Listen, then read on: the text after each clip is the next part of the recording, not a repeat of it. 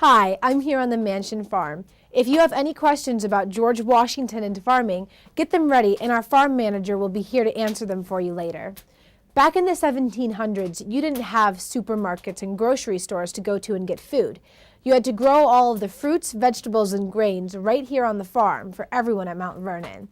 A lot of this work was done by slaves who lived in cabins just like this one. I'm here with Slammin' Joe, a worker on the farm. Hi, Joe. What did you do on the farm? Oh, well, it depends on who you ask. Master Washington, and he says that I'm one of his ditches. You see, and Marcella, on the other hand, she says I'm her husband. I'm father to the children first. So, I always thought Mount Vernon was just General Washington's home. Why is there a farm here? well, it ain't no different than any other master's properties or whatnot. You know, they have the house. They have the farm, and they grow on the farm so that everybody that live at the house and the farm can eat. And now, Master Washington, he keep here a 16-side barn so that he can grow bread. So how does the barn help make bread? Well, barn, in order to have your bread, you got to have flour. To have flour, you got to have wheat. Now, from the wheat, that's where you get your kernels, and that starts everything off right there, the kernels.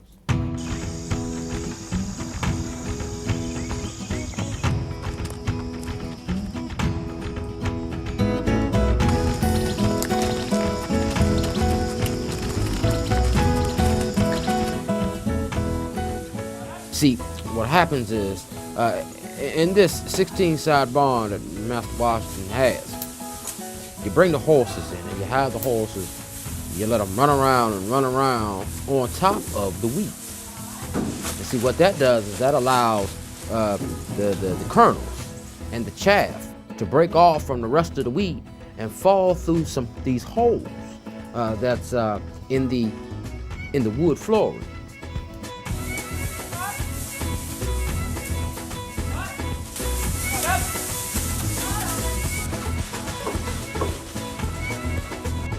Afterwards, you know, afterwards you collect all that chaff and that wheat, chaff and those kernels.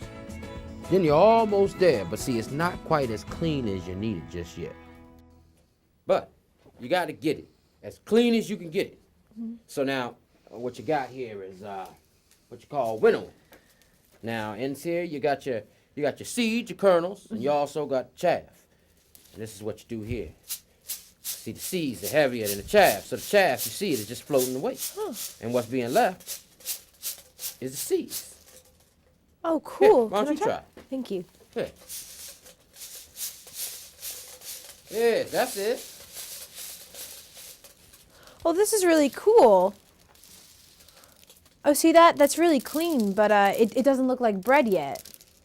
Well, that's because what you got to do now is we take these seeds, these kernels, and we're going to take them on down to the mill.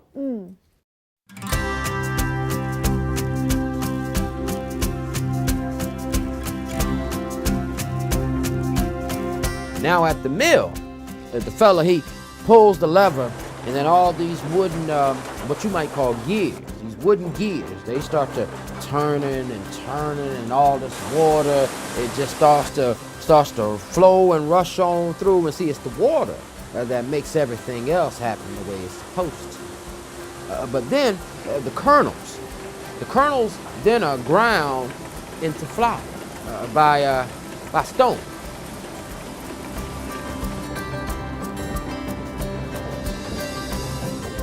The flour begins to get cool.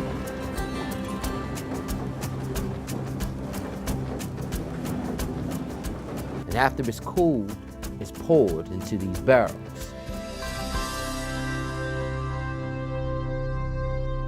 And then the flour is then baked into bread, right? That's right. But most of the flour is sold off from here. It makes money to come back in so that the farm can keep moving. Now some of the folks up at the house might see some bread or such, but we don't see no bread. But don't bother me none. I get a good bit of corn. Marcelia, she makes some of the best cornbread around here, in truth.